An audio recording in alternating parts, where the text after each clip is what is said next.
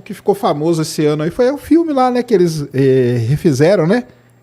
Foi um remake, uma nova do acidente nos Andes, né? Sim, essa é uma história absolutamente incrível, né? Aí foi uma falha operacional.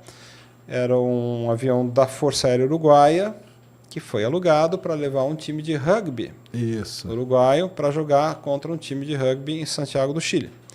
Eles decolaram um avião da Força Aérea Uruguaia, que não estava acostumado a fazer essa rota, cruzar os Andes, né? Porque para sair do Uruguai e chegar em Santiago, você tem que cruzar a cordilheira.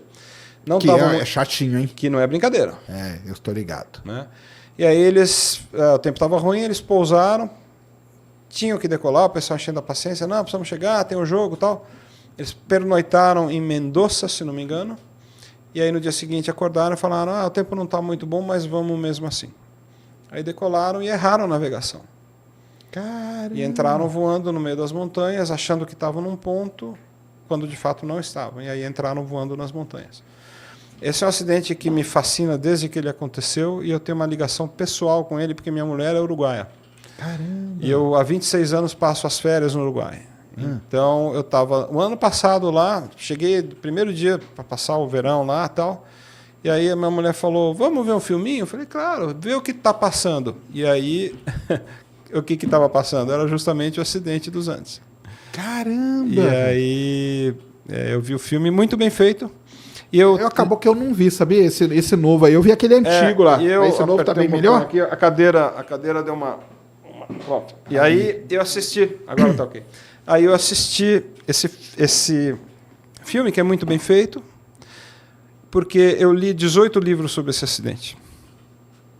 Porque aí, quem escreveu o livro foi quem? Foram os sobreviventes. Alguns, né? Sim, os sobreviventes aqui narram, né? Esse livro é baseado em um dos livros que saiu chamado Sociedade de la Nieve, que é um dos sobreviventes que escreve, e o nome já diz tudo. Nós tivemos que criar uma sociedade na neve para poder sobreviver. É uma história de superação, é um épico, é uma história heróica, né? Com toda a carga de culpa, né, que tem no canibalismo, na maneira como eles sobreviveram, a culpa cristã. Aí, assim, as pessoas que se recusaram a comer carne humana e morreram de fome. Enfim, é uma história absolutamente fascinante. E aqueles que saíram lá, teve 2 que saíram andando, né? Para procurar. Foram andando até voltar à civilização. Que loucura, é um né? pequeno milagre também, né? Sem nunca ter feito alpinismo, sem roupa... E eles estavam muito longe de cidade, assim? Eles andaram quase 70 quilômetros para chegar. Mas andaram 70 quilômetros não em linha reta, né? Eles subiram e desceram montanhas, né? Com certeza. Subiram picos de 5.000 metros de altura. Nem oxigênio tem direito. Os caras sem roupas, no meio da neve. Teve uma noite que eles dormiram de pé, eles foram pegos por uma mudança de clima, eles dormiram de pé na encosta, no paredão. Olhando para baixo, a queda era de 2.000 metros. Eles estavam numa cresta, assim, numa fresta de rocha. Eles passaram a noite olhando para aquele despenhadeiro de 2.000 metros e um socando o outro para não congelar. A noite inteira assim. Mas você acha que o fato deles serem atletas ajudou? Com certeza, né? Estavam na flor da idade, né? 18, 20 anos e tal. Estavam fisicamente bem, eram jogadores de rugby e tal. Mas não, é a força, a vontade de viver. A vontade de viver, ela opera milagres, né? E no Uruguai eles são vistos como heróis? Eles são pessoas hoje que têm vidas normais. Eu conheci algumas pessoas... Você já chegou a conversar com alguns? Infelizmente não, mas conversei com várias pessoas que os conhecem particularmente. Uma delas é meio que sócio de um dos sobreviventes, então, e é uma pessoa com quem eu converso frequentemente. Ele sabe que o assunto fascina, ele falou, vou te apresentar um dia. É um médico, Canessa.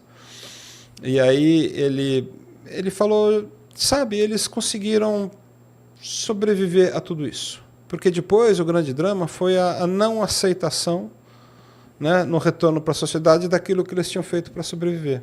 Entendi. E daí, isso também reforça a minha bronca com religião, né? Cara, eles estavam lutando pela própria vida. Não tinha o quê, era isso, era né? morreu. Morreu é proteína, velho. Né? Enfim, claro que ninguém gostaria de ter feito aquilo, né? Vamos almoçar, meu amigo? Claro que não, né?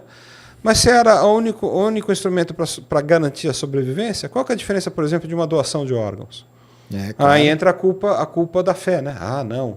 Você consacrou, não sei se é essa palavra, mas enfim, você usou do corpo de um morto para permanecer vivo? Cara, O que é um... Mas uma questão uma doação assim, de órgãos? eles que falaram que eles tinham praticado, ou quando resgataram, eles viram e suspeitaram, porque eles podiam ter combinado entre eles, falar assim, não vamos falar que a gente fez isso e tá tudo bem. Não. Como que é? Aconteceu o seguinte, tinha 45 a bordo e voltaram acho que 18 ou 20, menos da metade. Então, quando depois de acho que 2 ou 3 semanas eles começam a comer os corpos, né? No universo, de quem não leu a história, vira e fala assim, do que eles devem ter comido do corpo humano? Os músculos, tal. Eu vou passar um detalhe, eles quebravam os ossos e chupavam o tutano. Eles abriam os crânios e comiam o cérebro. Caramba. Segundo o que eu li em 2 ou 3 livros, a única coisa do corpo humano que não dá para comer é a pleura. Todos os órgãos internos, todos os órgãos foram comidos, todos os músculos, não sobrou nada. Isso aí aparece no filme? Não, isso é resultado de ler os 18 livros que eu li. Ah, tá. O filme mostra isso de maneira elegante. Tá. Aliás, não mostra nada de... É muito elegante. Tá, beleza. Não mostra o cara cortando carne, não tem nada disso. Mas quem lê o livro, eu, por exemplo, fiquei muito impressionado, porque na minha cabeça, né, eu imaginava, foi lá e cortou a coxa da pessoa. Eles quebravam os ossos e chupavam o tutano. Comeram miola. Comeram a língua. Comeram então, tudo. Eles contaram mesmo. Eles narram isso. E aí, né? Claro que esses detalhes, assim, a gente tem que ouvir e ver isso com o maior respeito, né? Porque é uma situação limite, né? Não vai aqui nem o julgamento. Você teria feito diferente? Você queria voltar a ver teu pai, tua mãe, tua noiva, teu irmão? Você queria sobreviver? Claro. Viraram bichos sobre esse aspecto, né? Bicho quer reproduzir, defender, né? Dormir, descansar, enfim, instintivamente era a coisa certa a fazer. E aí, quando os primeiros resgatistas, assim, os resgatistas chegam com um helicóptero, levam meia dúzia de pessoas nessa primeira missão, e como já era tarde e era muito alto, os helicópteros não tiveram capacidade de levar todo mundo na primeira noite, então eles falaram, olha, a gente vai voltar amanhã para terminar o resgate. Enquanto isso, soltaram 3 resgatistas que passaram uma noite na montanha. Junto com a turma que não foi resgatada. Só que aí esses resgatistas chegam, olham para aquilo, começam a não entender e vão lá e veem o ossário, veem aquilo que está acontecendo. Falam, meu Deus do céu, o que aconteceu aqui? E vê aquela pilha de ossos. Aí eles entendem o que tinha acontecido e eles ficaram tão amedrontados com o que eles viram que eles saíram correndo não, mas eles saíram de perto do avião, do destroço onde estava, montaram a barraquinha a uns 100 metros mais ou menos de onde estava o avião e passaram a noite inteira acordados com medo de serem comidos. Caramba! Para você ver como quão dramática, quão pesada era a situação lá no alto da montanha. Isso não sou eu que estou inventando, isso eu li nos livros. Tá o relato. É um fato, né? Então, assim, por essa e por outras, e também pelos acontecimentos aeronáuticos, né? O que levou os pilotos a errarem a navegação, o mau planejamento, né? Que é uma outra coisa que é fatal, que é você empurrar a pessoa para chegar. Ulisses Guimarães, que morreu no acidente de helicóptero, o piloto não queria voar. Falou, não está bom, senhor Ulisses, precisamos chegar em São Paulo, vamos voltar correndo. Saíram no domingo e não chegaram, né? Encontraram? Não, né? Como que é? Eu acho que o Ulisses não foi encontrado, eu acho que a esposa dele foi, o Severo Gomes não foi, ou a esposa do Severo... 2 corpos não foram encontrados e 2 foram, além dos pilotos. Então o negócio lá dos Andes, os resgatistas acabaram vendo tudo, então. Porque os sobreviventes eles podiam ter combinado, né? Ó, galera, a gente não vai falar disso. Impossível. Não tem como, né? Não, assim, pergunta, vocês comeram o quê nesses praticamente 70 dias que vocês ficaram lá? É a primeira pergunta que iam fazer, né? Como que vocês estão vivos, né? Fizeram, no momento que eles foram encontrados, falaram, vocês estão chegando? Sim. E outra coisa, quando eles estavam chegando lá embaixo e viram que iam ser resgatados, eles estavam levando um saco de carne. Eles descartaram. Caramba, entendi. Hoje, no mundo normal, numa cidade, você pegar um pedaço de corpo e descartar é crime. Mas quem vai julgar eles com a ótica de pessoas que estão aqui na cidade? Com certeza, não tem como. Então, tudo isso faz com que esse acidente e o que aconteceu depois do acidente seja uma saga humana absolutamente incrível, né? Que loucura, hein? Não, incrível mesmo, incrível. Eu não cheguei, minha esposa acho que viu o filme novo aí, eu acho que eu não vi. Eu tinha visto só o antigo lá. O Vivem, né? É, né? Alive, né? Que é o Alive. primeiro que saiu. Isso aí. É mais Hollywood, assim, né? É. Razoável. Esse é mais sensível. Esse trata muito mais, menos o acidente, mais o drama humano. O drama humano ali terem do passado pessoal. pelo que passaram, né? Entendi. Tá certo. E tem muita gente que pediu pra você falar um pouco do acidente dos Mamonas. Foi um acidente que marcou a turma aí, né? Foi um...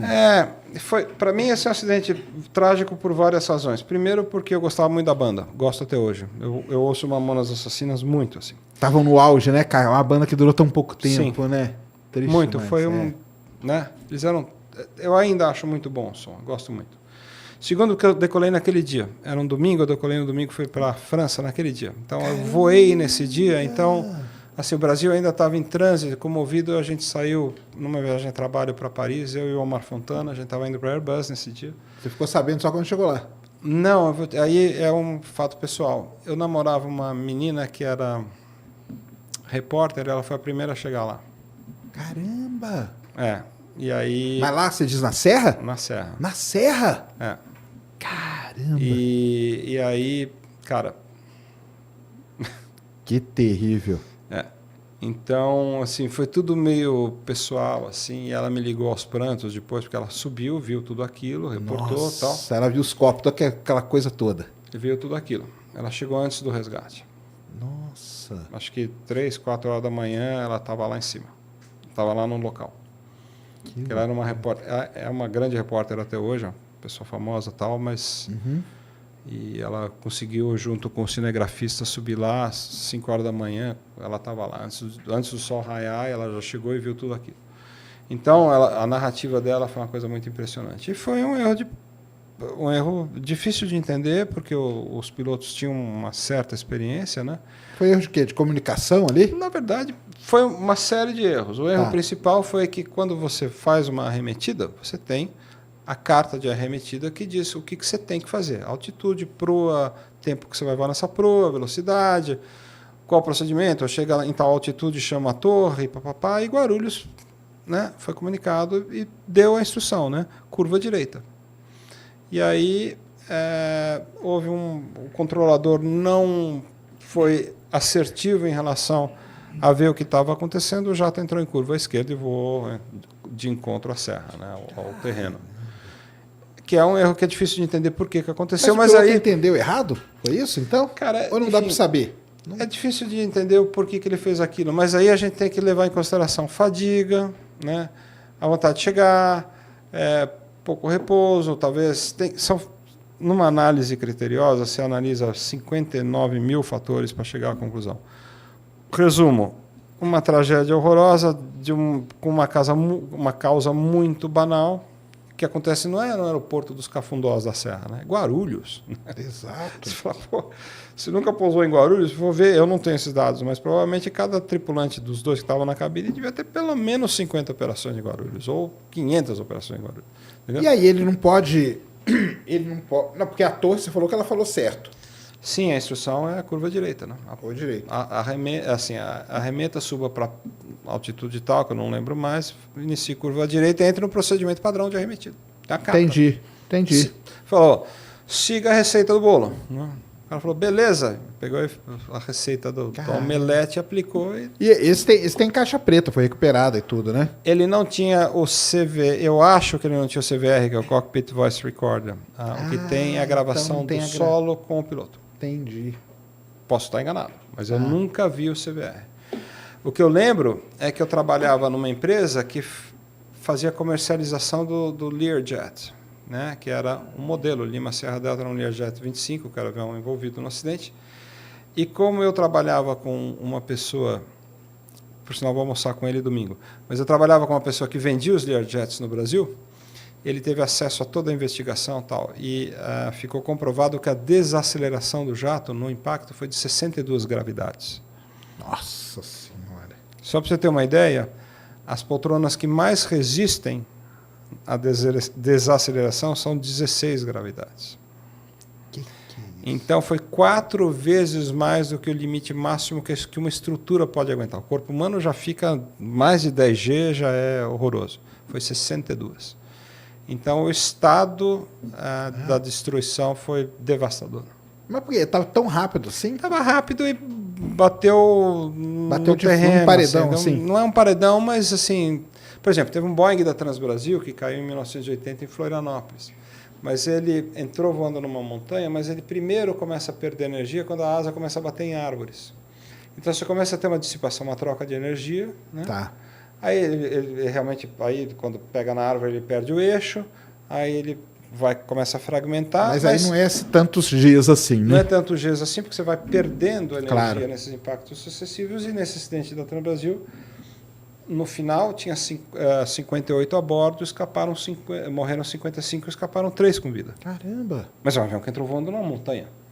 Né? Mas como ele foi fragmentando, a energia foi sendo dissipada e deu alguma chance de sobrevivência. Imediatamente após o acidente, devia ter pelo menos umas 15 pessoas vivas, em diferentes estados, né, de gravidade, mas estavam vivas. Tá. Isso as testemunhas da época comprovam. Mas, por exemplo, aquele acidente da VASP, na Serra de Pacatuba, no Ceará, que outro Boeing 727 entrou voando numa montanha, ele pegou uma montanha praticamente De frente. de frente. Aí, assim, o maior pedaço humano encontrado no VASP foi metade de um torso. Foi Caramba. isso aqui. Entendi. Porque assim, é uma destruição explosiva. Os Mamonas foi uma coisa muito parecida. Que loucura. Né? Então, infelizmente foi isso. Mas fugimos da pergunta aí, né? Não, mas é isso mesmo, o pessoal quer saber aí qual que é a sua experiência com as... Uma pena. Isso é uma tragédia muito, muito chata. Estou perguntando se você acha que a Embraer ela tem capacidade de competir com a Airbus e Boeing? Claro que tem. Tecnologicamente tem. A questão é uma competição agora comercial. A Embraer sempre fez grandes aviões, muitos deles líderes nos seus segmentos. A Embraer é a terceira maior fabricante. É uma decisão estratégica da Embraer encarar de frente Boeing e Airbus e fazer um produto que seja um concorrente direto. Até hoje, a Embraer fez aviões que eram menores do que os Airbus e os Boeing. Então não havia uma competição direta. Em alguns casos, uma competição, quase uma sobreposição, mas muito pouco no maior avião da Airbus, no maior avião da Embraer contra os menores da Boeing e da Airbus. Tá. Mas assim, comenta-se assim, a boca pequena que a Embraer talvez lance um avião para 150, 170 lugares, que seria aí um avião que faria competição direta com aeronaves da classe do Boeing 737, ou A319, ou A320. Mas, de concreto, não há nada. Entendi. E você que tá assistindo esse vídeo aqui no Talk Flow, dá pra você virar membro, cara, do Flow agora. É um botãozinho do lado do botão de se inscrever. A gente faz um programa semanal só pros membros. Olha. Então fique esperto aí. Se quiser virar membro, tá bem aqui do lado, é mó merreca, custa menos de R$8, irmão.